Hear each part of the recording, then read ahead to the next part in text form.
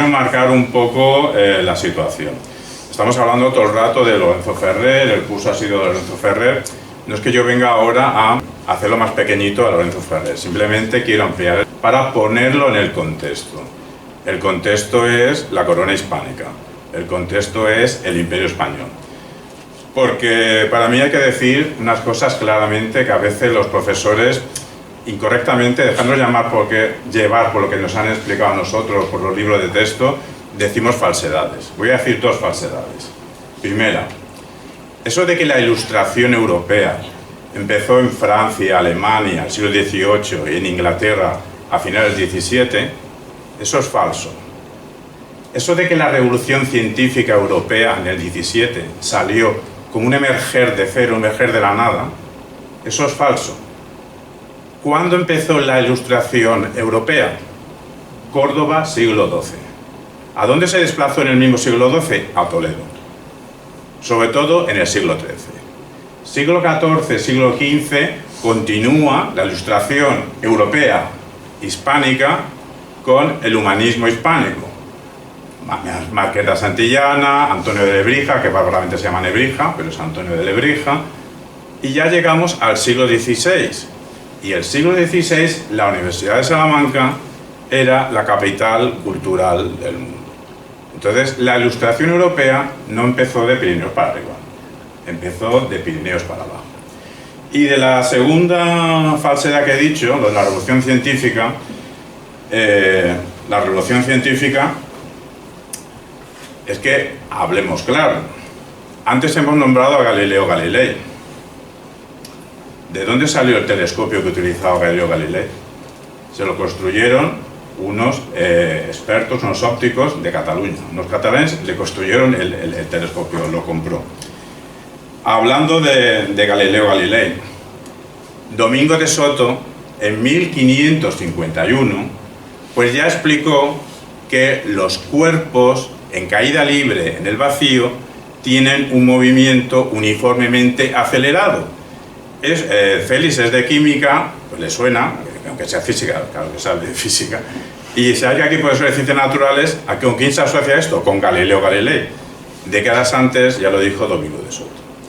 Entonces, eso de que emergió de cero la revolución científica es falso. Ya gracias al siglo XVI español ya empezó la revolución científica. ¿Por qué? Porque España midió el mundo entero, y lo midió con dos sentidos, espacio y tiempo.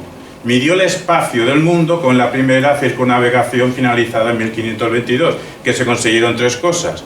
Demostrar la casi esfericidad del planeta Tierra, consiguió demostrar, que no lo sabían, que el océano, el agua, el mar, tiene continuidad, y consiguieron encontrarnos con la otra humanidad que se había separado de nosotros, o nosotros nos quedamos y ellos se fueron. La humanidad que estaba en América llevaban como mínimo 13.000 años allí, y últimamente se dice que a lo mejor hasta 20.000 o más años. Y luego medimos temporalmente el tiempo de la Tierra. En 1582, 6 años antes de la gesta de Lorenzo Ferrer, en 1582, en España, matemáticos españoles consiguieron, ya llevan décadas en ello, pero en 1582 se hizo oficial el cambio del calendario del juliano al gregoriano, y fue una medición exacta de la Tierra. Y eso se consiguió aquí en España en el siglo XVI. ¿Por qué? Pues porque España en esa época tenía 4 faros potentes intelectuales. Uno, la Universidad de Salamanca, enredada con la de Coimbra, que en esta época Lorenzo Ferrer, España y Portugal, sin guerra ni nada, formaban parte del mismo conglomerado.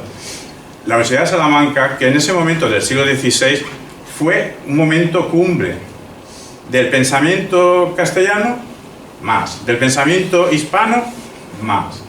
El siglo XVI en Salamanca, Coimbra fue un momento cumbre del pensamiento universal, por los avances significativos en gramática, geografía. Estos dos, con solo Antonio de Lebrija, es que no solo fue gramático, también hizo aportaciones en geografía, etc. En ética, en economía, en derecho, en teología, en filosofía. Primer faro. Segundo faro, Alcalá de Henares. Motor intelectual y motor cultural.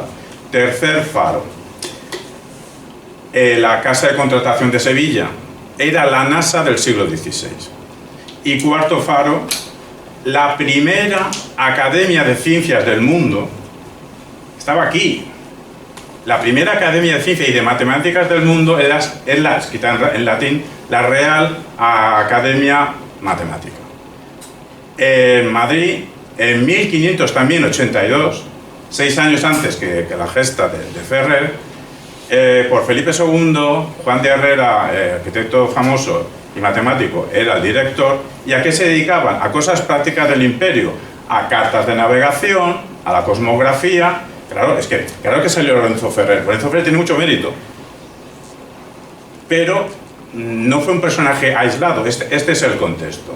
Entonces ya quiero finalizar diciendo que pues uno de los problemas que tiene España es el olvido, cuando no desconocimiento, de sus referentes. Pues por eso conozcamos, para no olvidar, a Lorenzo Ferrer Maldonado.